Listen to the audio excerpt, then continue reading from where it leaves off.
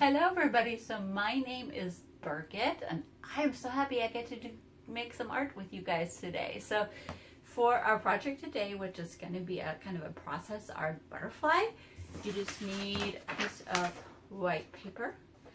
If it's a little thicker, better than super thin, but really anything will work.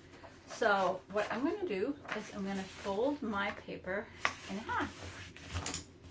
So I just folded it in half.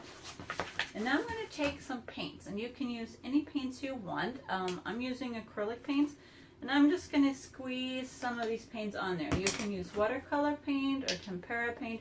Make sure it's fairly wet, and I'm not really too worried about it. But as you see, I'm only putting my paints on one side of my paper. So I'm just going to mix up some different colors here, add a little bit of different paint here and there, maybe some green. I like green. I don't have any purple. I'm very sad about that. I like purple.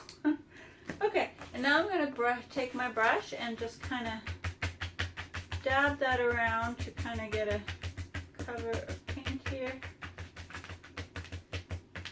So it's kind of even. But it's kind of fun to not do that either. You can just leave the squiggles and do whatever you want with that there. And there you go. I think I might want to add some more blue here. And then, let's see what other colors I have. Do I have this kind of lime green? No, we'll just leave it as is. Okay, so now I'm going to fold my paper. See, I have all my paint on one side. Now I'm going to fold my paper over. I'm just going to rub my fingers all over the top. And now comes the big moment of surprise. We get to open it up and see what it looks like. Let's go see. Look at that.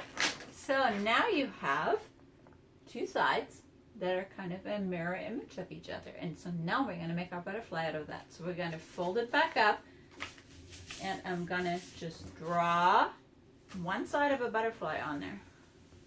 So I'm going to draw one side, and then I'm going to cut it out.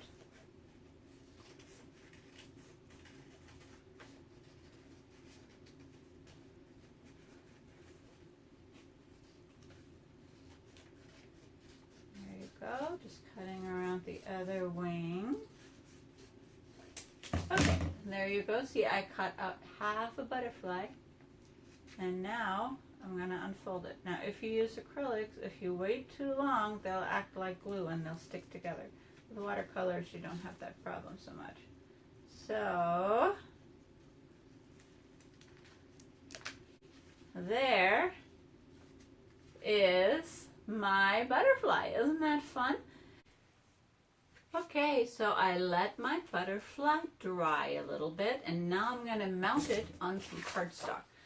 If you use sturdy paper in the first place, you don't have to do this because it'll already be thick enough to hold its shape. Mine definitely isn't. My paper is too thin. So I'm going to put glue all over the back.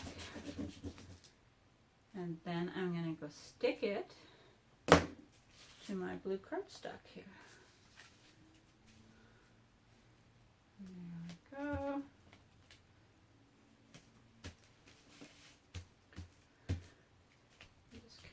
Push it down so it sticks.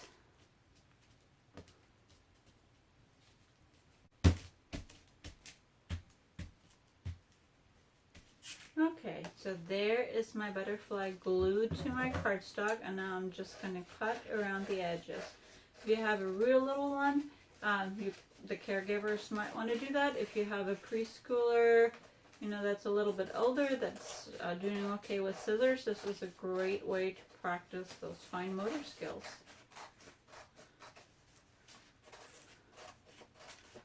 Okay, so I'm just going to cut all the way around my butterfly shape, and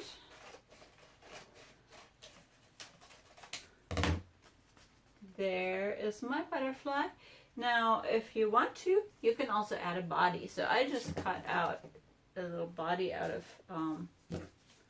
black cardstock that I'm going to glue in the middle, because you can see where I kind of have a white strip right in the middle there because I didn't get my paint all the way up to the folded edge.